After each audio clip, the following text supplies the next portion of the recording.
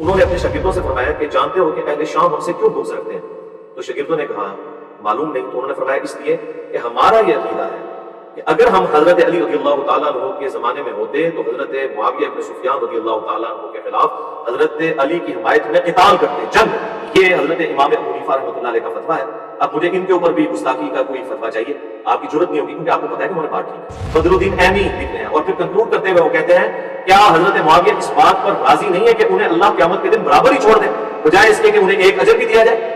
یہ اجر والی جو بات کر رہے ہیں وہ تو خلیفہ راشد کے لیے. اللہ علی قاری شرح مشکات کے اندر لکھتے ہیں کہ میں یہ کہتا ہوں کہ اللہ علی قاری کہہ رہے ہیں کہ جب قتل عمار والی حدیث حضرت معاویہ رضی اللہ تعالیٰ عنہ کو پہنچ گئی تھی تو ان پر واجب تھا کہ وہ خلیفہ وقت مولا علی کی اطاعت اختیار کرتے. نمبر 1. نمبر 2, اپنے دل میں حکومت کی جو انہوں نے طلب رکھی تھی اسے ترک کر دیتے، یعنی انہوں نے کہا کہ حکومت کی طلب کے لیے وہ کر دیتے. نمبر 3, انہوں نے لکھا کہ انہوں نے قتل عثمان کو اپنی ڈھال بنائے ہوئے تھے اور دل میں وہ بغاوت چھپائے ہوئے تھے اور حدیث عمار ان کی بغاوت کو کھول کر ظاہر کرتی ہے. یہ جناب انہوں نے الفاظ لکھے.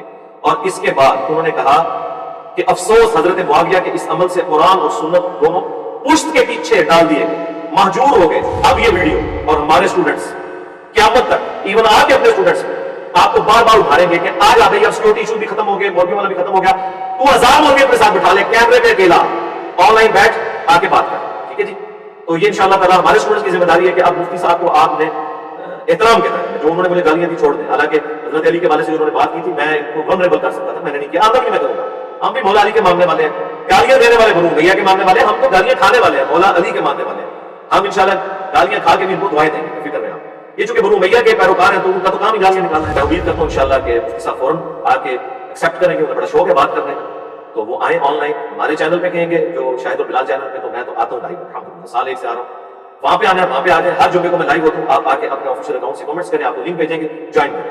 آپ کہیں گے کہ آپ کا کوئی چینل ہے اس پہ بھی میں آنے کے لیے تیار ہوں انشاءاللہ، میں آگے اسے جوائن کروں. لیکن طریقہ یہ ہوگا کہ 10 منٹ آپ اپنا مقدمہ رکھیں گے، 10 منٹ میں رکھوں گا. یہ مقدمہ ہم نے عوام کے سامنے رکھنا ہے، ایک دوسرے کے سامنے نہیں رکھنا.